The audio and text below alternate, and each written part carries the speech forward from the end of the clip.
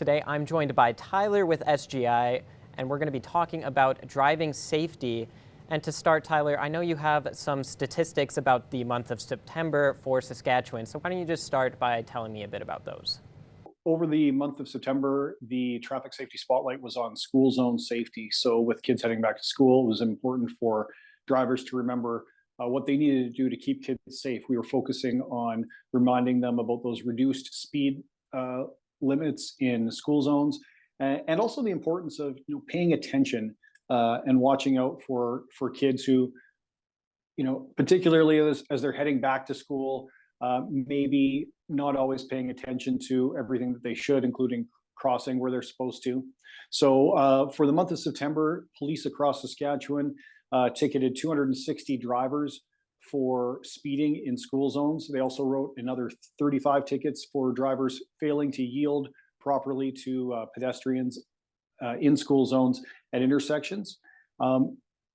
It's important to remember, even though as kids have probably settled into their school routine, those school zones will remain busy places throughout the school year, and it's important for drivers to do what they can to keep kids safe. The first snowfall of the year is the big topic of discussion. What are some tips for new drivers who have to experience driving with snow that they probably haven't experienced before? Yeah, this is the start of winter driving season. Now, whether or not this winter conditions sticks around, it's a good opportunity to remind folks about the time-tested advice when it comes to driving safe in winter. In the winter, now in Saskatchewan, of course, weather can change very quickly, but there are some things you can do to prepare for winter driving. It starts before you even head out, making sure that you're giving yourself plenty of time to get where you're going. Before you leave the driveway, fully cleaning off your vehicle, making sure that the front, rear, and side glass is all clear of snow and frost, but also clearing off the headlights and tail lights, the signal lights, so you can be seen and you can see where you're going, of course, and indicate to other drivers where you're going. We also recommend, if you have snow piled up on your hood or on your roof or on the trunk, clear that off as well, just so it doesn't create that rolling blizzard effect for other drivers. A lot of the times, this is one of the things that drivers neglect to do, is fully cleaning off their windshields. So you see them driving, trying to see through maybe a little tiny porthole in the front, but that's not adequate. You need to be able to see around you so you can adequately shoulder check. You can see drivers and pedestrians, get that full range of vision. Once you actually head out, though, it's important to understand that your vehicle is going to perform differently when it's on a road that is covered in snow and or ice. And so you really want to get a feel for the road.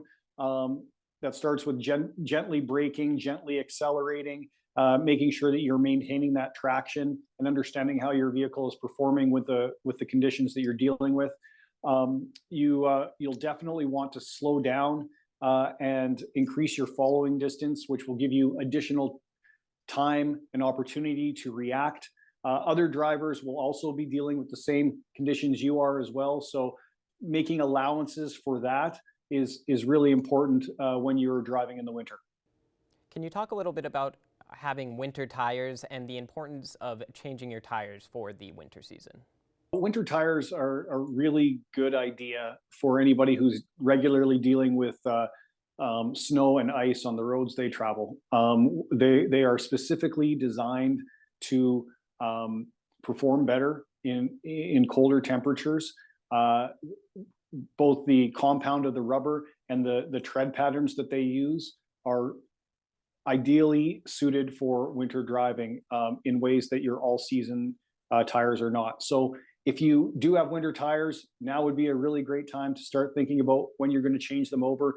Maybe calling your local tire change in place if you have somebody do it for you, or if you're talented in a way that I'm not and can do it yourself, making a plan, because once those temperatures kind of drop below 7 degrees, that's really when the rubber in your all seasons starts to perform less good than the winter tires that you might have in your garage. All right, that covers everything. Thank you so much for taking the time, Tyler.